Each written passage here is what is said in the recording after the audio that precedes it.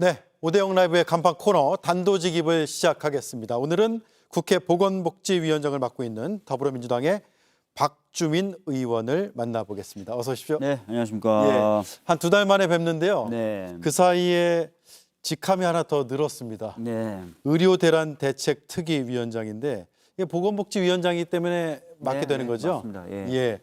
이 얘기는 좀 뒷부분에 해보고요. 네네네. 지금 독도 지우기 진상조사 특위도 출범이 됐거든요. 김병주 의원, 최고위원이 맡게 됐는데 독도에 어떤 문제가 있다고 당에서는 심각하게 판단하시는 거예요?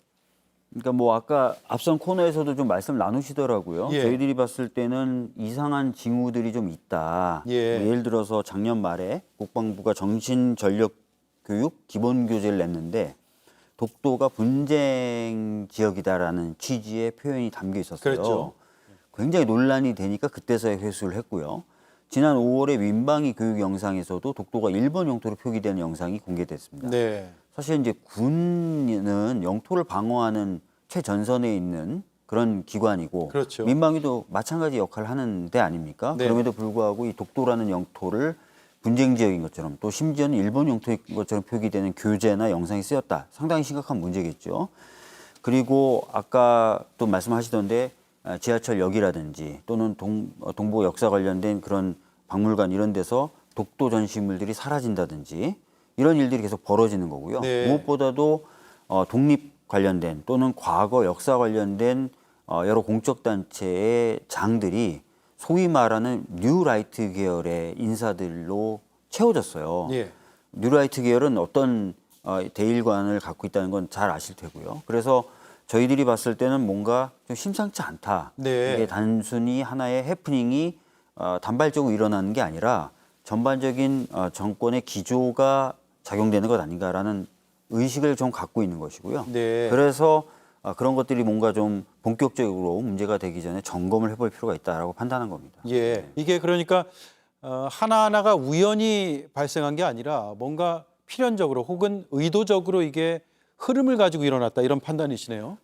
뭐 하나만 사실 있어도 과거 정권 생각해 보시면 굉장히 논란이 됐었을 예. 텐데 이게 논란이 되는데 바로 또 그러고 계속 이렇게 벌어지지 않습니까? 그리고 무엇보다도 최근에 이제 광복절 때도 문제가 됐지만 역사 관련된 공적 단체의 장들이 뉴라이트 계열로 임명이 됐다. 이건 네. 굉장히 또 심각한 시그널 아니겠습니까?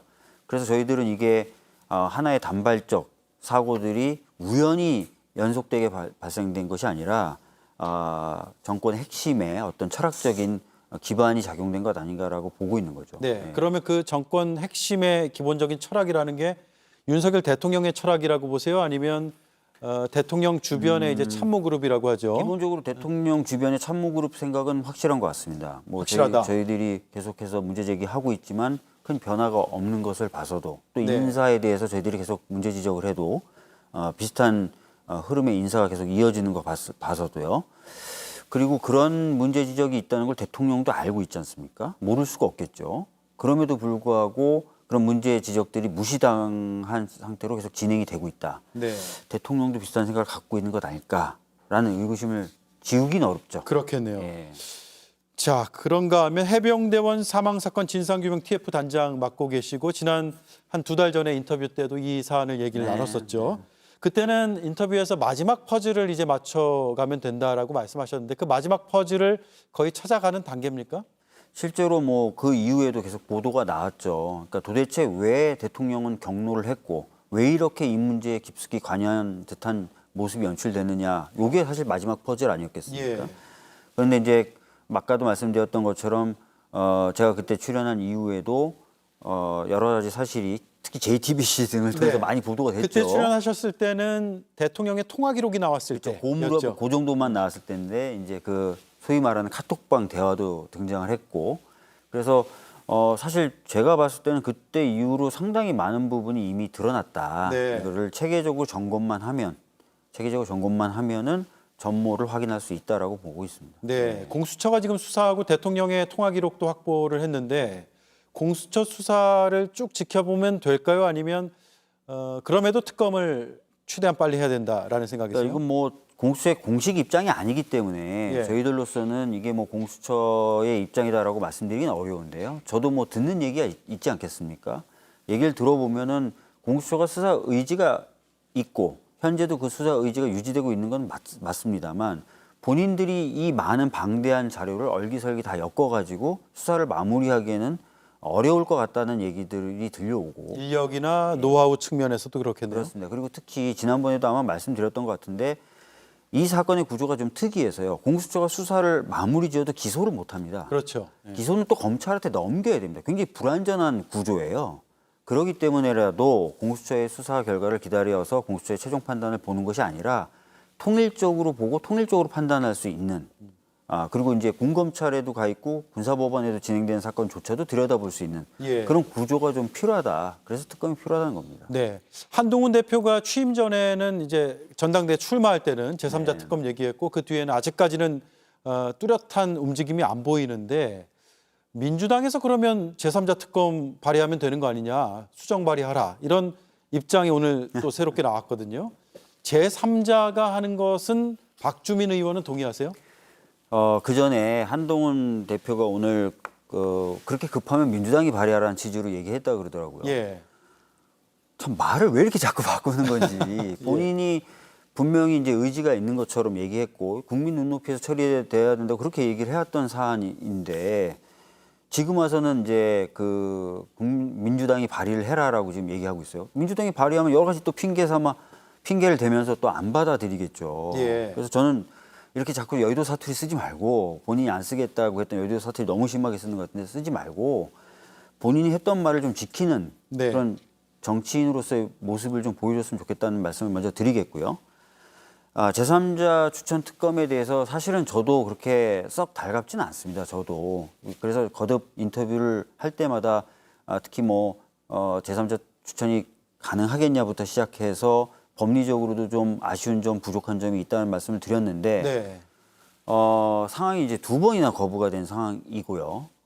그리고 시간은 계속 가고 있고 이런 상황에서 현실적인 부분을 고려하지는 않을 수는 없다라는 생각이 들고 제3자 추천 특검이라도 여러 가지 좀 장치가 붙어 있다면 가능한 부분도 있지 않겠는가 이렇게 현재는 보고 있습니다. 그렇군요. 네. 오늘 보건복지위 열렸습니다. 마치고 오시느라고 저희도 시간 맞춰 오실까 생각했는데 다행히 인터뷰를 하게 됐는데 이게 내일 모레 처리될 줄 알았거든요. 간호법이요. 네. 지금 이제 시점은 못 바꿀 수 없겠지만 지금 흐름대로 이제 처리가 되는 겁니까? 본회의에서? 저희가 분명히 이제 오늘 상임위에서도 말씀을 드렸고 상임위 전에 양당 간사가 저하고 같이 셋이 얘기하면서 얘기 나눌 때도 제가 분명히 약속한 게 있습니다. 예. 상당 부분 이견 접근한 상태예요. 물론 아직도 이견은 남아 있습니다. 그래서 이런 부분이 양당 차원에서 충분히 논의가 되면 좀 굉장히 유연하고 적극적으로 하겠다. 네. 28일 날 통과가 필요하고 만약에 28일 전에 충분히 논의가 되기만 하면 28일 오전에라도 제가 상임위 열겠다고 얘기했어요. 예. 그래서 쟁점 해소라는 부분에서 양당 간사에게 제가 적극적으로 논의해 줄 것을 부탁을 했고 그랬습니다. 근데 이상하게 보도는 마치 국민의힘에서 원포인트를 제안한 것처럼 제가 얘기한 거거든요. 예. 지금 보도가 대체로 국민의힘에서 제안했고 민주당에서 소극적인 걸로 아니 나오거든요. 다 되면 제가 다 원포인트 제가 법사위도 계속 오랫동안 했기 때문에 예. 본회의 열린 상태에서 법사위도 해보고 제가 경험이 많아요. 그래서 막 걱정하더라고요. 법사위가 어떻게 이거 예. 다 해봤으니까 걱정 없다. 그렇군요. 라고 얘기하면서 제가 제안을 했었던 거고 그래서 예.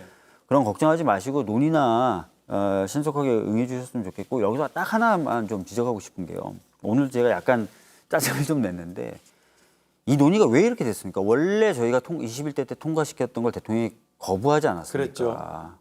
그때 했으면 진작에 했으면 진작 했으면 되는 거를 거부해놓고 지금 와서는 거부했던 거에 대한 유감 표명도 안 하잖아요. 근데 하여튼 저희는 그런 거 상관없이 필요한 부분들을 논의해 나가고 있고 예. 의견이 좁혀지면 또 현장에서 작동할 만큼의 법안이 돼야 되잖아요. 네. 그 정도 되면 저희들은 유연하고 적극적으로 할 겁니다. 예. 네. 시점은 언제인지는 모르겠으나 최대한 빨리 네. 양당 간사가 합의가 적극적으로 이루어질 것으로 보인다라는 네. 거네요. 그러니까 진작에 했으면 벌써 시행됐을 수도 있는데 그러니까요. 참 안타깝네요. 근데 마치 지금 와서는 민주당이 소극적인 것처럼 얘기해서 제가 오늘 하도 그러길래 제가 한마디 했죠. 뭐라 진짜 그러셨어요? 솔직한 마음은 사과를 받고 싶은 마음이다. 예. 진작 했으면 됐을 거를 그런 얘기를 했었죠. 네, 알겠습니다. 오랜만에 뵈서 그런지 시간이 더 빨리 가버렸는데요. 질문을 다 드리지 못해서 안타깝고 바쁘신 와중에 나오셔서 고맙고 다시 한번 또 뵙겠습니다. 네, 감사합니다. 고맙습니다. 네. 네, 지금까지 국회 보건복지위원장을 맡고 있는 민주당의 박주민 의원이었습니다.